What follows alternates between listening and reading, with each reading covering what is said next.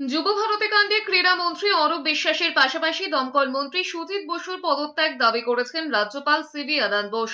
লোকভবনের তরফে বিবৃতিতে বলা হয়েছে, রাজ্যের দুই মন্ত্রী অরূপ বিশ্বাস ও সুজিত বসুর নাম উঠে আসছে, তাই দায়িত্ব নিয়ে দুই মন্ত্রী পদত্যাগ করলে তদন্ত স্বচ্ছ প্রক্রিয়ায় হবে।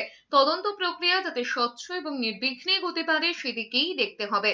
তিনি বলেছেন, বিশ্ব ফুটবলে সর্বকালের অন্যতম সেরা ফুটবলার লিওনেল মেসি কলকাতায় ঐতিহাসিক সাক্ষাৎ হওয়ার কথা থাকলেও বাস্তবে সেই অনুষ্ঠান বিশৃঙ্খল রূপ নেয়। তার অভিযোগ, ভিভিআইপিরা সুযোগ করে নেন। এই তালিকায় দুই মন্ত্রী এবং তাদের পরিবারও রয়েছে। লোকভবনে ক্ষুব্ধ অনুরাগীদের পক্ষ থেকে দুই মন্ত্রীর পদত্যাগের দাবি তুলেছেন।